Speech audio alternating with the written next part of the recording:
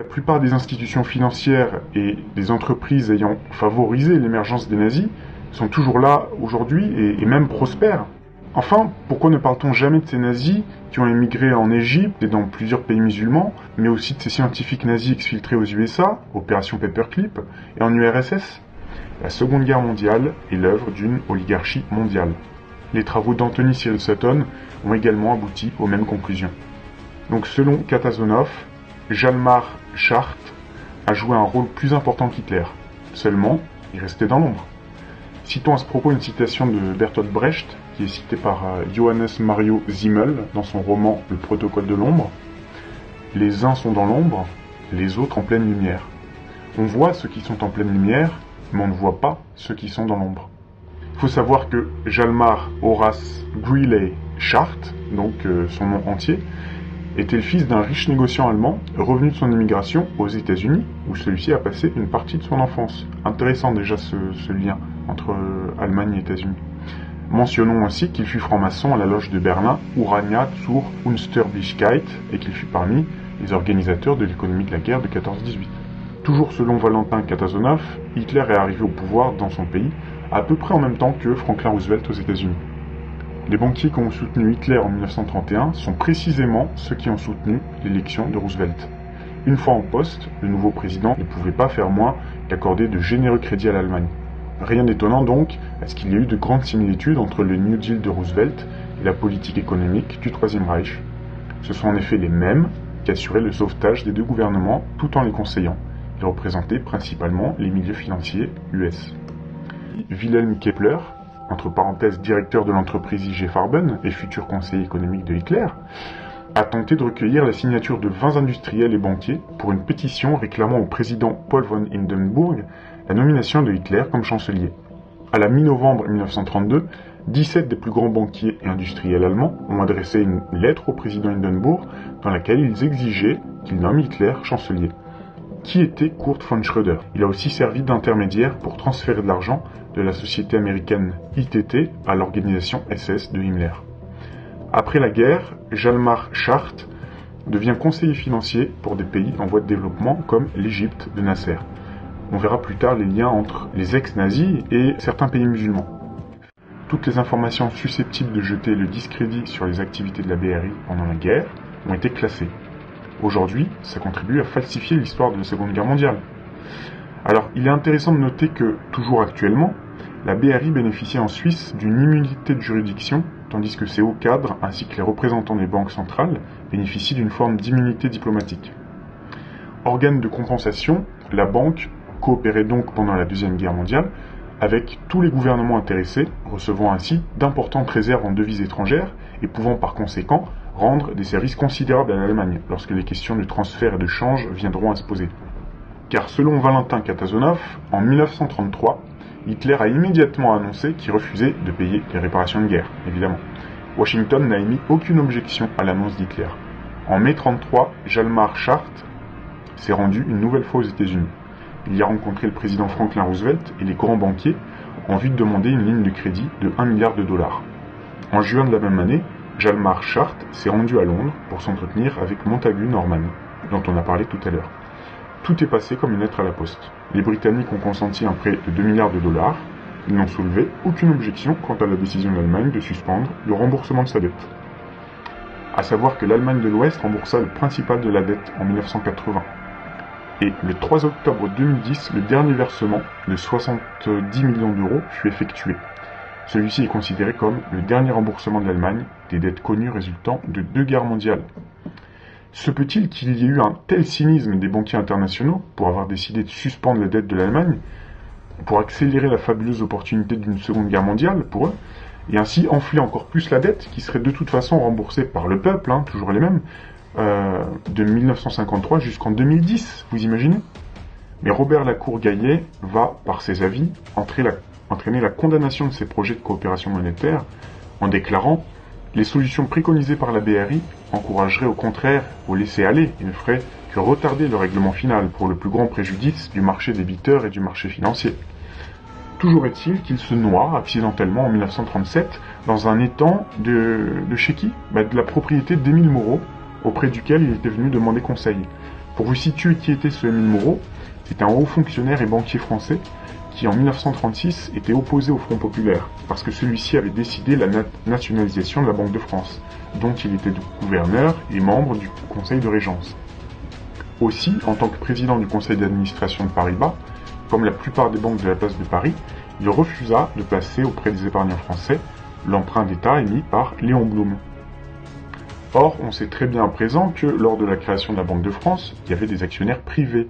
Voir à ce sujet la vidéo de l'historien Henri Guillemin. Selon des documents des archives de la Banque d'Angleterre, rendus publics en 2012, lorsque les nazis entrèrent à Prague, en mars 1939, ils envoyèrent immédiatement des soldats à la Banque nationale. Les administrateurs tchèques reçurent ordre, sous peine de mort, d'envoyer 2 demandes de transfert. La première ordonnait à la BRI de transférer 23 tonnes d'or de son sous-compte tchécoslovaque de la Banque d'Angleterre au sous-compte de la Reichsbank, également tenu à Threadneedle Street. Le deuxième ordre chargeait la Banque d'Angleterre de transférer près de 27 tonnes de l'or détenu en nom propre par la Banque nationale de Tchécoslovaquie au sous-compte de la BRI, donc des règlements internationaux, à la Banque d'Angleterre. Ces transactions illégales sur l'or tchèque ont été effectuées avec l'accord tacite du gouvernement de Grande-Bretagne, qui savait parfaitement ce qui était en train de se passer. Le Premier ministre Neville Chamberlain, le chancelier de l'échiquier Sir John Simon et les autres responsables de haut rang ont tout fait pour dissimuler la vérité. À peu près la même chose est arrivée concernant l'or autrichien. En mars 1938, lorsqu'Hitler s'est emparé de Vienne, une partie de l'or autrichien a été transférée dans le coffre-fort de la BRI. D'une manière générale, l'or nazi, qui était volé aux civils, était fondu en lingots afin d'être entreposé à la Banque des règlements internationaux, BRI, en Suisse ou en dehors d'Europe. En 5 ans, l'Allemagne avait reçu davantage de prêts étrangers que les États-Unis au cours des 40 années ayant précédé la Première Guerre mondiale. En conséquence, en 1929 déjà, l'Allemagne était devenue la 2e puissance industrielle mondiale, devant la Grande-Bretagne. Mais il y avait un problème. Tant que la prospérité régnait en Allemagne, le parti d'Hitler, qui était, rappelons-le, le parti national-socialiste, un parti de travailleurs, ce parti d'Hitler restait à la périphérie de la vie publique. Cette situation changera radicalement avec le début de la crise de 1929, comme par hasard. Après l'effondrement du marché boursier provoqué par la Réserve fédérale américaine à l'automne 1929, la 3e phase de la stratégie anglo-américaine commence. Mais penchons-nous un petit peu plus sur cette crise de 29. L'économiste et prix Nobel Milton Friedman prétend que la Réserve fédérale a provoqué la Grande Dépression en réduisant volontairement la masse monétaire en circulation. Citons aussi le gendre de Franklin Roosevelt, qui décrit ainsi la Grande Dépression. C'est le pouvoir financier mondial qui a dépouillé délibérément le public en provoquant un manque soudain d'argent à court terme sur les marchés de New York. Ainsi, un des initiés, Joseph Kennedy, qui est le père de John F. Kennedy, a vu sa fortune passer de 4 millions en 1929 à plus de 100 millions 4 ans plus tard. Pendant les 16 mois qui ont précédé le krach de 1929, la Réserve fédérale avait augmenté la masse monétaire de 62%. Les gens achetaient, vendaient, garantissaient, empruntaient en pensant que cette abondance n'aurait pas de fin. Puis, au moment du krach, ils ont cessé d'augmenter la masse monétaire, et ceux qui avaient mis en garantie leurs actions, leurs obligations, leurs maisons, leurs autos et leurs comptes d'épargne ont tout perdu. Entre parenthèses, soyons vigilants à ce qui se passe en ce moment. Entre parenthèses, soyons vigilants à ce qui se passe en ce moment. Donc il suffit qu'un mémo circule avant la chute du marché boursier pour que tous les gros joueurs, les initiés si on veut, se retirent du marché à temps. Ils liquident toute leur valeur, ils avaient donc de grandes quantités d'argent liquide au moment du krach, ce qui leur a aussi permis au passage d'acheter des compagnies importantes pour quelques dollars, et ce qui a permis aussi à IG Farben de s'agrandir. Des grandes sociétés allemandes et américaines qui ont participé à l'effort de guerre, dont la plupart sont toujours en activité aujourd'hui. Donc selon Valentin Katazonov, cet argent venant de la BRI partait des États-Unis et de la Grande-Bretagne pour arriver en Allemagne. Le capital de la majorité des sociétés allemandes, ayant une importance stratégique, était intégralement ou partiellement américain. Une partie était détenue par des investisseurs britanniques. Les secteurs du raffinage du pétrole et de la liquéfaction du charbon de l'économie allemande étaient dans les mains de Standard Oil, les Rockefeller donc. Le géant d'industrie chimique Farben Industrie AG est passé, donc IG Farben, est passé sous le contrôle du groupe Morgan.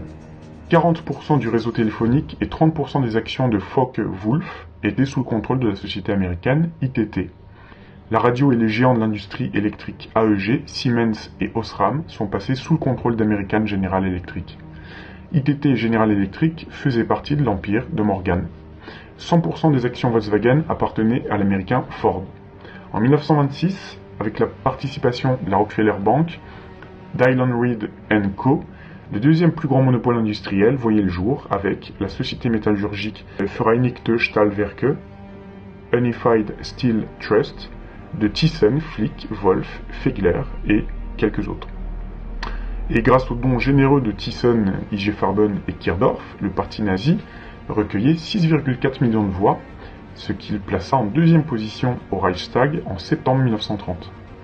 Au moment où Hitler accédait au pouvoir, le capital financier US contrôlait quasiment tous les secteurs d'importance stratégique de l'industrie allemande. Raffinage du pétrole, production de carburants de synthèse, chimie, construction automobile, aviation, ingénierie électrique, radio, ainsi qu'une grande partie d'industrie, la construction mécanique. 278 sociétés au total. En ce qui concerne la société IG Farben, plusieurs hommes d'affaires américains, dont Edsel Ford, Henry Ford, Walter Teagle, C.E. Mitchell, Paul Warburg et W.E. Weiss ont joué un rôle essentiel dans le développement de la société. En partie dans le cadre de la dénazification, la société est dissoute par décret en août 1950 et démantelée en 1952 en 12 sociétés héritières dont AGFA, BASF, Hoechst, Bayer AG et Dynamit Nobel. Une nouvelle société, IG Farben in Abwicklung, IG Farben en dissolution, est créée afin de régler les contentieux juridiques en cours. Celle-ci est dissoute à son tour en 2003, comme si on avait besoin de 50 ans pour régler ces soi-disant litiges. La dissolution d'IG, ça me fait penser aux lois antitrust qui ont soi-disant démantelé la Standard Oil en 1917, alors que les sociétés issues de ce trust sont aujourd'hui les plus grosses au monde. BP, ExxonMobil, Motul, ConocoPhillips et bien d'autres. Bref, de la dissolution de IG subsiste aujourd'hui le groupe Agfa Gevaert. Agfa a fusionné avec Gevaert. BASF est devenu le plus grand groupe de chimie au monde et Bayer AG a fusionné avec Monsanto pour devenir Bayer Monsanto, énorme trust qui gérera désormais la majorité des produits pharmaceutiques, phytosanitaires et l'agroalimentaire. Donc on s'aperçoit que ces sociétés existent toujours, mais fusionnent lorsque cela les arrange pour effacer un passif trop encombrant et ainsi diluer leur origine initiale ainsi que l'origine de leurs fonds, qui sont colossaux. Non seulement les vrais coupables, à savoir le grand capital, les banquiers internationaux et sociétés multinationales sont restés impunis, mais en plus de ça, on a organisé l'exfiltration des plus grands scientifiques allemands et nazis vers l'URSS, vers les USA, opération Paperclip, mais aussi vers l'Égypte et d'autres pays musulmans. On a Altern Eric, qui a transformé son nom en Ali Bella, voilà, qui était aux affaires juives en Égypte durant les années 50. On a Appler Hans, qui a changé son nom en Saka Shafar, au ministère de l'Information en 1956 en Égypte. Bartel Franz, qui a changé son nom en El Hussein, qui était à partir de 1959 aux affaires juives du ministère de l'Information au Caire en Égypte. Bornan, Birgel Werner, qui a changé son nom en El Gamin, qui était un officier SS qui a travaillé pour le ministère de l'Information en Égypte. Voilà. Pour finir, j'ai trouvé aussi un lien intéressant qui relie plusieurs choses, vous allez voir. À la fin de la guerre, le gouvernement américain envoya Charles Elliott Perkins prendre en charge l'entreprise IG Farben, donc pour la dissolution. Cet homme s'est probablement rendu compte de quelque chose dans cette entreprise de produits chimiques, car il fut par la suite un opposant farouche à la fluoration de l'eau.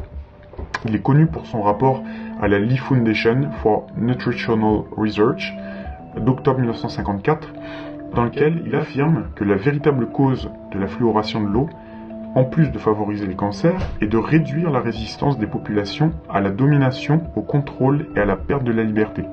Il affirme que la véritable cause de la fluoration de l'eau, en plus de favoriser les cancers, est de réduire la résistance des populations à la domination, au contrôle et à la perte de la liberté.